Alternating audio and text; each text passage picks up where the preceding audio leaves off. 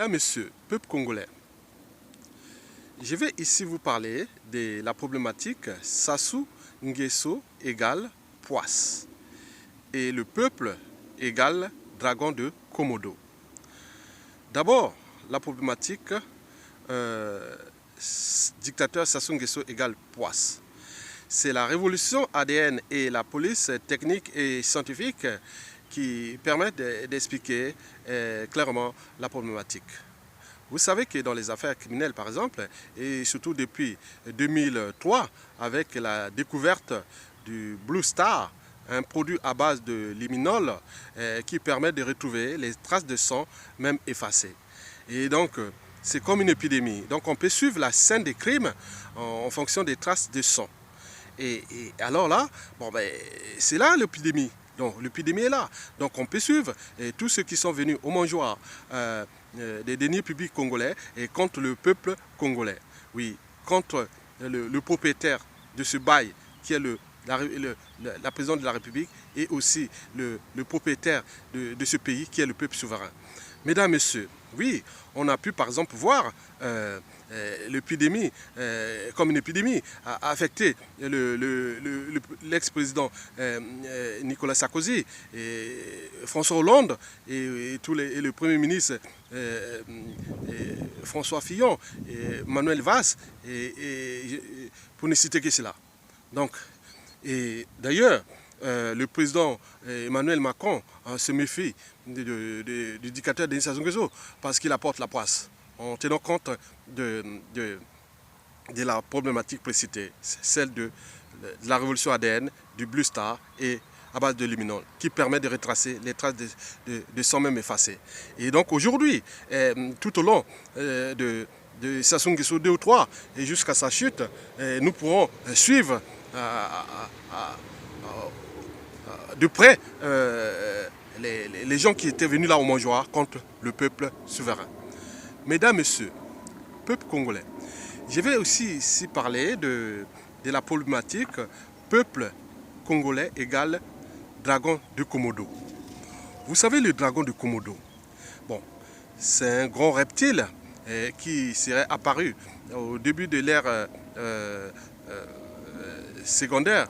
On parle qu'au niveau, ils se sont apparus au Trias, c'est-à-dire il y a près de 250 millions d'années. Bien sûr qu'ils ont survécu même au temps des dinosaures, parce que les dinosaures ont disparu depuis 200 millions d'années. Moi, je pense qu'ils ont quand même survécu pendant 50 millions d'années en interaction avec les dinosaures. Oui, les dinosaures, c'est des monstres. Et comment le dragon de Komodo a pu survivre face à ces monstres des dinosaures? Mais parce que dans les adaptations, donc, quand vous voyez la bouche du dragon de Komodo, elle est bourrée de bactéries pathogènes. Oui, le dragon de Komodo bave. Donc, il bave parce que cette salive est bourrée d'agents pathogènes. Et donc, ce qui leur avait permis de résister aux dinosaures. Parce que quand il voyait un dinosaure, il allait simplement blesser le dinosaure. Comme le dragon de Komodo est patient, donc il a attendu et c'est là que le dinosaure succombait à cette infection, souvent 1, 2, 3 jours ou même un mois après, parce qu'il fallait d'abord qu'il y résiste, parce que tant que les agents, les bactéries pathogènes puissent infecter le sang et les cellules de la victime dinosaure. Et à ce moment-là, il mourait. Et donc, c'est cette adaptation qui leur a permis de survivre grâce à ces agents pathogènes. Mesdames, Messieurs, oui, nous, le peuple congolais est comme le dragon de Komodo, parce qu'il a déjà infecté le dictateur Denis Sassou Nguesso. On a pu par exemple voir en 2015, pendant le référendum anticonstitutionnel du 25 octobre 2015, le peuple a osé dire non à 95%. Et le dictateur est passé en force. Mais il ne savait même pas qu'il était déjà blessé. Et d'ailleurs, en 2016, le 20 mars 2016, le peuple a l'a fait encore infecter pour l'agoniser de plus. Et on a pu voir aussi pendant les législatives. Et donc Sassou Nguesso est agonisant. Comme le peuple est patient, comme les Dago de Komodo d'ailleurs. Donc il est patient. Donc Sassou Nguesso est en train d'agoniser. Donc il est à bout de souffle, à bout de nerfs, au bout du rouleau.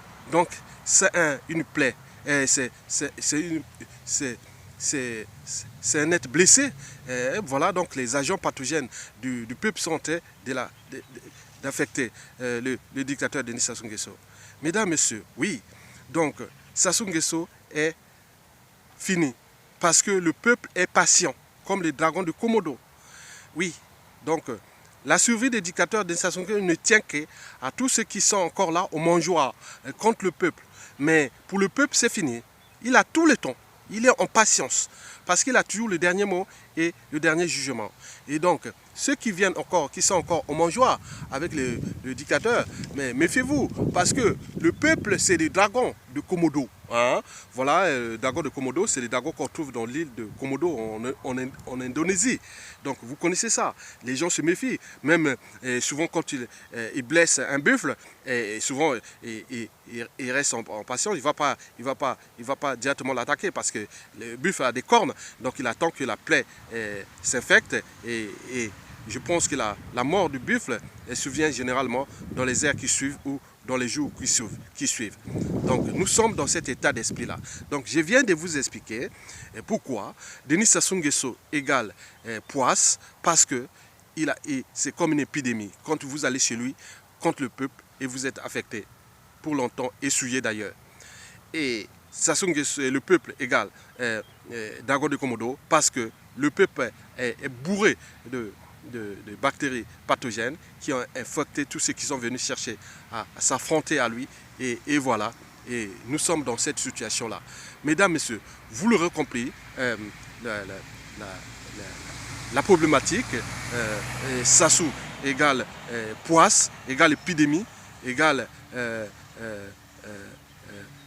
quelqu'un qui est en train d'être agonisé par le peuple, parce que le peuple n'attend plus que cela. Parce que tous ceux qui sont là aujourd'hui, au lieu de se retrouver du côté du peuple, ils vont encore en mangeoire et ils seront tous souillés. Non seulement par le dictateur lui-même, mais aussi par le peuple. Parce que le peuple est aussi en train de, comme les dragons de Komodo, le peuple est aussi en train de les souiller. Et donc, ils vont aller tous c'est le suicide collectif entre eux. Mais le peuple a la patience, le peuple a le temps, le peuple a le monde, le peuple attend et il va en arriver. Même si ceux qui sont venus au mangeoir l'ont trahi, mais ce n'est qu'une question de temps. Le peuple a le temps, le peuple a la montre qui contrôle la montre et contrôle le temps.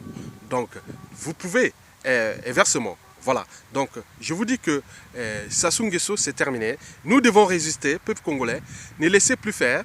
Oui, le pays est en mort clinique, le pays ingouvernable, il va être ingouvernable tant que Sassou Nguesso sera agonisé. Donc le but est de raisonner, de trouver des médecins ou, voilà, ou des agents ou des antidotes pour que la plaie ne soit pas infectée. Et ça, ça se dégage. Oui, c'est tout. Donc la solution est là. Bon. Et à ce moment-là, on pourra les traiter, les soigner.